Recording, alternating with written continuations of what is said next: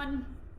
Welcome into another episode of South Philly Sauce, an Audacy original, brought to you by 94 WIP and Jack Daniels. Ashlyn and Al back here with you at Flyers practice. Started the week. Funny, we drove here thinking there would be practice, and then Torts canceled practice, which he does at times. Yeah, but we still got to talk to him. Torts can make off-the-cuff decisions there. A little sporadic. But after the holiday, it's fine. After a win, it's whatever he wants to do is good with us. Yeah, the man, he's not a practicing coach. He cancels practice more than I expected. More than I've ever seen. Yeah. And he doesn't like the morning skate things at all before a game, which I kind of agree with him with, but selfishly, having been a beat reporter, you get a lot of stuff.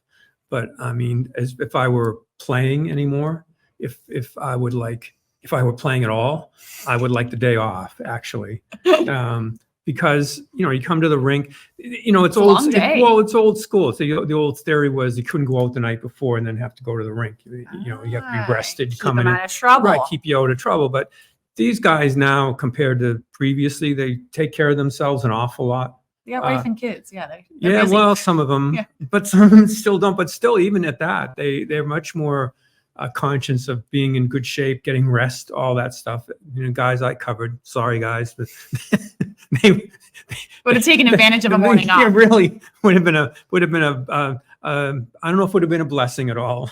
That totally makes sense. Yes, practice canceled, but the Flyers will have morning skates tomorrow for a Carolina Hurricanes game, and it's going to be tough. But we got so much to talk about. Last episode was before the Rangers game, was before the Islanders game, and talk about a tale of two tales, I guess, because the Rangers game, massive disappointment. Granted, it's one of the best teams in the league, but the Flyers did not play well enough. And Torts, we just listened to him in a press conference talk about how he felt like they were cheating in that game, how they were always a step too slow against an incredibly fast team. But the good news is that Islanders game, for them to turn it around so quickly, not dwell on mistakes. He said they had a 30-minute tape study before getting on the bus. It was very clear exactly what went wrong with the Rangers. Quick shift, you beat the Islanders, one of the best goaltenders in the league.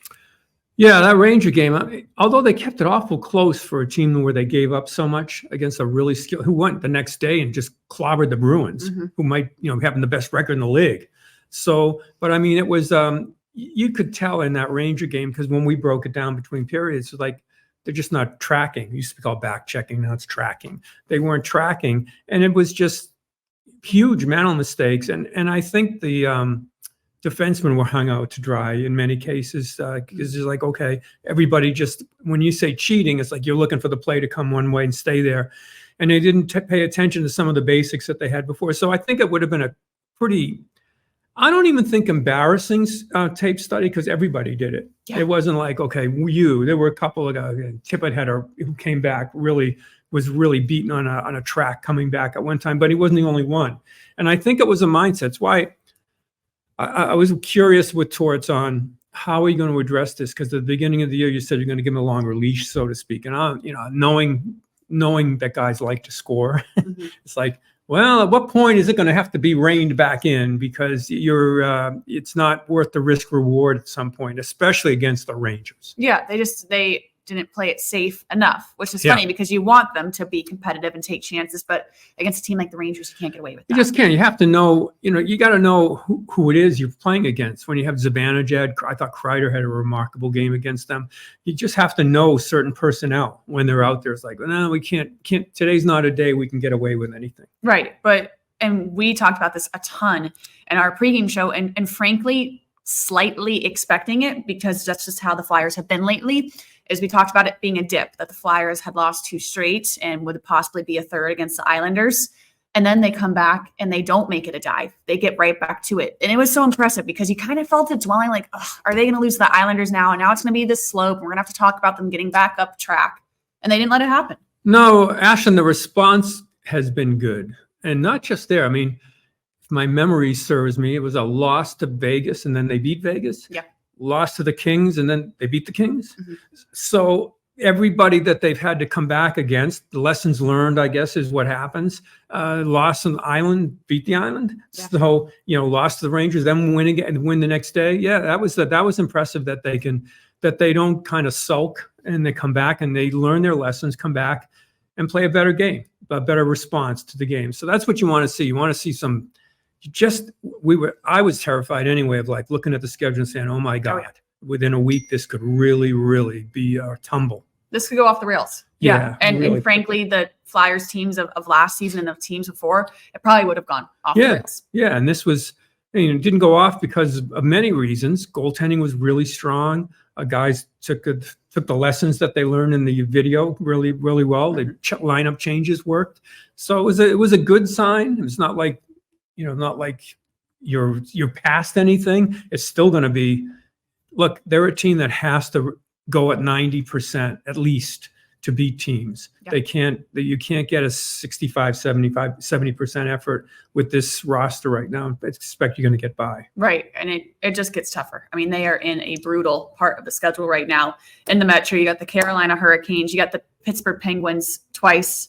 I'm missing more. What am I missing? Devils Thursday. And the Devils kind of righted the ship. They went off against Buffalo. So, but when you look at the Metro now, it's this weird.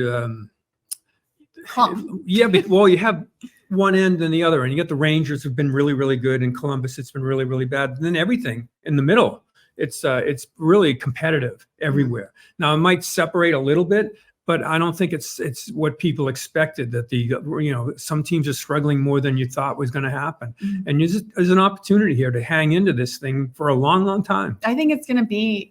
Really, the whole season seems like it's going to be like this because you look at the rosters as well. You look at the Capitals, you look at the Hurricanes. Granted, they might have more superstars, but it's pretty even matchups where I don't feel like one team is going to completely fall off and be off the face of the earth. No, the Capitals have sort of righted it a little bit, even without Ovechkin going crazy with scoring. Carolina is a very good team, but they're not a blowout team. Like if they slip a little bit in their effort, they can be had. I mean, they play close games. So, I mean, it's always a close game with Carolina. So, I mean, it's not really indicative of what people thought before the season. Like these three teams are going to be terrible, Flyers among them. No, you're going to be able to hang in here and see what happens. It's a long way to go. And the Flyers don't have the older legs that some of those teams have. Yeah, very true. And John Tortorella was talking about it this morning. It was funny. He wanted to really elaborate on this and he had to pull himself back because he said the league was going to be bad word pissed off at him. And I don't know what he was getting at, but he basically said that where the Metro stands right now, how great it is for hockey, because this is what hockey has wanted all along. It's a ton of teams, really tight knit, competitive every single day. You can't pick out a clear winner. He said for the longest time, it was, 5 good hockey teams. No one else stood a chance. Yeah. I don't know exactly what he meant, but I think the league benefited when the Blackhawks were just really good and the Bruins, those markets there. I mean, they would like the Flyers to be in that group. But I think now what you have is more of an NFL kind of a picture where anybody and a bunch of teams getting in. I like it better. But you could go back, dial back. You don't want teams done by Christmas. And that's bad for hockey. I think it is. It's bad for your local market is what it's bad for. And I think, if you're looking at it from a perspective of the league sometimes, like, we want the Blackhawks to really be good, or the Rangers to just run away with stuff. I don't think so. I think to keep your local market interested. Now, a lot of that has gone away in terms of teams running away with it because of the extra point when you get a tie or you go into overtime. So it's harder to separate now. But still, you know what it's like when the team's out of it in February. Stinks. It's just terrible. Yeah. It's so I like this model and what's going on here, even for the Flyers, just to keep it in, because you're always like on Tuesday you think, we got the playoffs made. Then on Thursday, oh my God, we're never going to make it. Then by Saturday, by Saturday it's like half an inch of water. You think you're going to drown, right? It's like so by true. Saturday, oh no, we're in it again. Oh, Monday, oh no, we're out of it. Now it's going to go on through the year. I mean, look at us and our shows the past week. After that second loss, I was like, forget it. We're done. We shouldn't even do a show. Yeah, because like, oh my God. But no, it doesn't take much when you really have that clump of teams, because you're just trying to get in.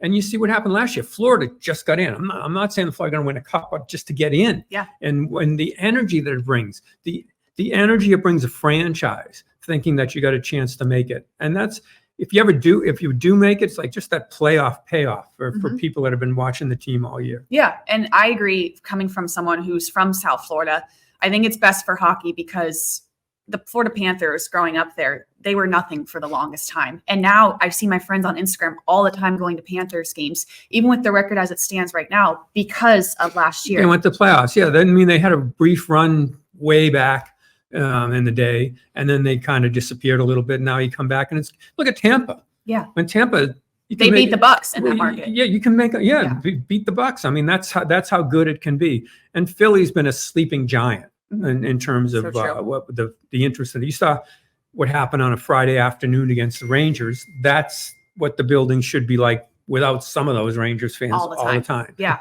and something that was really stood out to me. So we just interviewed Keith Jones. That's going to be on our pre-shows on NBC Sports Philadelphia. Kind of big picture of how the transition's going, but I thought his best insight was he talked about the Flyers are going to get to a point here, and he thinks relatively soon within the next 2 years, where they are in a position to go shop for free agents, where they're in a position to go get the guy that they need to make a difference. And he talked about Philadelphia being the best place for that because look what the Phillies did with Bryce Harper. He said it's a responsibility of the fans in the city to make this a desirable place to come. They said basically every other team in Philadelphia has done that, where they've gotten their superstar and it's made the difference. But the superstar has to want to come here.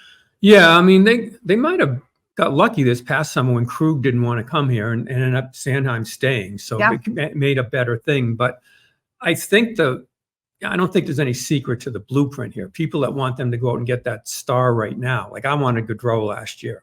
He's really kind of invisible now in Columbus. But the Flyers blueprint probably, and it's pretty evident, is okay when Michkov comes over, or Cutter Gauthier, who might come out of college the end of this year. But at that point, you're going to have, at least with Michkov and probably Gauthier, guys on their first contracts. That saves you a lot of money.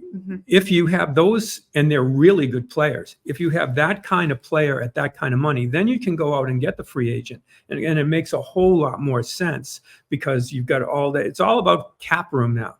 Like the Oilers right now with Draisaitl and McDavid kind of overloaded with, it's almost like an NBA system where you put your top two guys. So, I mean, the Flyers, I think, are planning for that, and with Michkov and Cutter Gauthier, and if this Rizzo kid at the University of Denver, there's a bunch of them. Barkey, there's a bunch of them that could be coming up. So I think that's their game plan. It'll be tempting though, right now. Like if you're in the play, it is. If you're at the end of this year and you have a bunch of cap space, I don't think when you say that, it doesn't even have to be a premier free agent. If at the end of this season you can make for 1 year, like somebody at the end of a contract, whatever it is, to come in and make that playoff push, fine.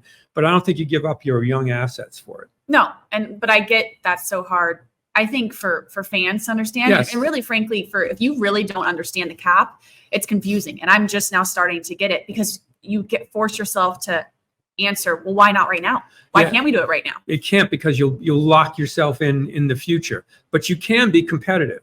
And the Flyers trying to do two things at once here is difficult, but they have a fan base that at this point is willing to live through it. But I think they've accelerated things even more than they anticipated. Big time. The goaltending's been very, very good. And I'm including Ersson in that. That's a big plus on what's gone on. Now they're going to live with some mistakes with some of their young D, but I think that the Sanheim situation has made it accelerate even more. The real confusing part will be, is a guy like Konechny a part of the future, or is he a piece that another team looks at and says we can have? He'll be our put. The Capitals maybe, or whomever. We could use him right now. We could make a Stanley Cup run with a guy like that right now. I think it's too good to be true because to me it seems like the Flyers 2-3 years away, if you agree, from being able to shop that big free agent. Yeah, probably. I think a lot depends on Michkov when he comes over. For sure. That would be a big change in it. And the other, it's so confusing because what kind of money are you going to give Tippett? You're going to have to pay him. Are you going to have to pay him? How long? And that's what they need to find out. How good is this? How good is this guy? And is he a part of our long-term future? Yeah, and that's what Torts talked about today. He talked about, a question was asked, did this team exceed your expectations? Like, I didn't have expectations. We're not in a field to have expectations because right now I'm in the process of still figuring out who I want to be here. Who does Danny want to be here? Keith Jones, Dan Hilferty, all these guys. Who's going to be the solid core? I got to think in 2 to 3 years, it's unrealistic that a Travis Konechny, a Carter Hart, those staple guys, all of them still being here because they want to win as well. All of them probably not. Hart's an interesting case. Very interesting. He's also young. And goalies. Joel Farabee. Farabee, I think, is a lock. Yeah. That he's part of this. I don't know contract situations. That's another issue if a guy wants way too much money or part of that. But Konechny's going to be an interesting case. Tippett's going to be an interesting. I think Tippett's going to be a part of it, but I don't know what the demands are going to be, what they could possibly get. But I don't think I think they've exceeded expectations, although Torts may not look at it that way. I think in the eyes of the fans, he expects them to play hard every night. Yeah, that's basically what it is, and to live under his rules on how to play the game. That's it. But I got to say, having covered a league with Torts in it for a long time, he's lived with mistakes more than I thought he would be able to. He's been much more patient this year. Yeah, and I think surprisingly so. Yeah, with certain players especially. I think he really understands how difficult it is to play defense as a young player, to come in, because he did York the previous year, up, down, or down, then up, how difficult that position is to kind of learn. And the question you have is he learning more through his mistakes now, or is it better to have him somewhere else to make them? But I think they're kind of leaning toward let's let them make some mistakes here. Yeah, and it's interesting. I've noticed a huge shift in the messaging of this. So Torts talked about it today, where defense is going to be a daily decision at this point of who's going to play, because they have now a lot of options with Rasmus Ristolainen and Mark Stahl back healthy. But he was talking about Zamula. And at the beginning of the season, the message from Torts was it's all about the young guys. It's all about getting them better. It's all about their ice time. This is all about the youth and getting them up to speed. Well, now for a guy like Zamula, he talked about how he's not going to put him on the ice and give him his ice time if it costs the team a win. And to me, that's because the team is exceeding expectations. It is. And I will tell you, Ashlyn, the other thing that it is you can't fool your locker room. So if a guy's really struggling and the coach continues to put him out there in a game, you're like, what are we doing here? What are we doing? Yeah. How come I made a mistake and I'm stapled to the bench and this is going on here? You can't fool a locker room. They'll live with some mistakes. I mean, if a player coming up, but not in a game. We played our butts off for 45 minutes. And you cost us. Yeah. It's like, and we've seen this since the drop of the first puck, that this is going on. So I think that's where it is now. Like Torts, a lot of people think, well, Torts is he's the coach, you do it, but he really does read a locker room pretty well, very well, and a bench. And I think if you don't give your team, the guys playing really hard, the best chance to win that night, you risk losing a locker room. Yeah, and you can't be in that position right now, because right now the Flyers are in it, with the exception of a couple guys, which leads us to our lost in the sauce. And there are quite a few options here, really in the league, but on the Flyers as well. Who you got? Well, Cates has had not the year that a lot of people thought, because last year he was Noah Cates was like, wow, what a find. He does everything. He is, when he's playing well, he is a coach's dream. Right place, plays defense, learns this, but I think he's been asked to take that next step. And when you play a lot of good defense, the next step, like Couturier for years was a really good defensive player. But selfishly, if you want to make more money and for the team, you're much more effective. You can add some offense to it. So I think they're trying to find that sweet spot for him on what it is. Sometimes it's face-off thought's been a struggle, but where are you going to fit in a lineup?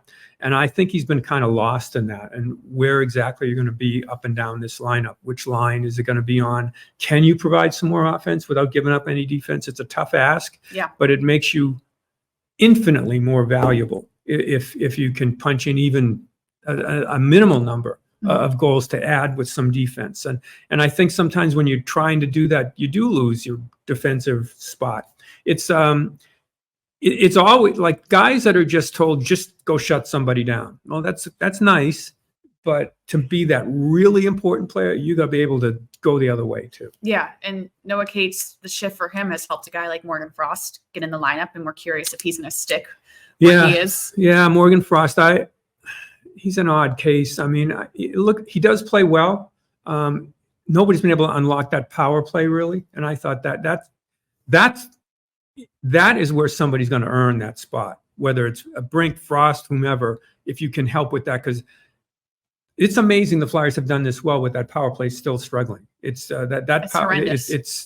It I don't even know how to describe it. 10% success I mean, rate. you're technically not even trying to be kind of flip. They look better on the penalty kill than the power play in terms of generating offense. And they're generating offense. We're like, what the heck? So somebody should be able to do that. The Frost is, I'm surprised other teams haven't had an interest, which leads me to believe whatever the Flyers are seeing as an issue that's being seen elsewhere. But if you just look at it casually, oh, he moves pretty well. It creates some chances here. But there's points in a game where you just want more. And this penalty shot attempt his shootout attempt was I don't know where he was going, but I mean that's a scary place to be anyway. But it was I said, where are you going? He stopped skating. You're going nowhere. He just stopped in the corner. I think you've lost trying to come across, you've kind of lost your geography, so to speak. And for Torts to give him that opportunity to have the trust in him. The thing is, that's why you can't blame him when he gets benched. Everybody, us, and everybody watching is going, this, and I'm sure on the bench, like, here's your chance. At least make the goalie make a 10-bell save or something. Yeah, it didn't work out. No, we all were like, oh my gosh, Frost is out there. Let's see what he does. Oh man, there he goes again. On the other hand, the other kid, Forster, made a great electric play. Yeah, so cool. Yeah, very, very cool. All right, my loss in the sauce. Confusing. Where has this guy been? Scott Lawton. So reliable, a guy that the Flyers count on. And it was that Ranger game where we talked about a lot of guys were cheating and not getting back to their back checks. Scott Lawton was one of them. But like we mentioned, the whole team was doing that. Owen Tippett was benched for 10 minutes because of it. And Scott Lawton hasn't seen the ice time since that game. Yeah. It's confusing on. He's wearing the letter, the only one you don't have a captain, so he's got a letter. So basically you're the de facto guy, right? Yeah. But he goes, I got to say, he does go up and down the lineup. And that's been his strong suit utility at times. Yeah. But sometimes it's like last year, he started losing ice time and he was playing well. So I think he's kind of lost. I think if you're looking at lost in the sauce, I think so. Like part of it is because where does he fit? Like sometimes I think he needs a more defined role, just at times, just to get going again, because he's been so dependable. Doesn't he? He's like, there's certain guys in hockey that I call them wind-up guys. You just wind them up before the game, and they go out and they play. No complaint, do their job. So he's been a wind-up guy, but I think they need to point him in a more defined direction right now. Yeah, it's confusing because this is like, where is this guy at? And we'll see maybe if he gets more ice time on Tuesday, a big game against the Carolina Hurricanes. The Flyers have already beaten them. We'll see if they can do it again, and that would be rolling. It would be rolling. So hopefully they get the goaltending that they've had throughout and make a nice drive right to Christmas. We shall see. Thanks for tuning in to South Philly Sauce and Audacy Original, brought to you by 94 WIP and Jack Daniels. We will see you later on this week.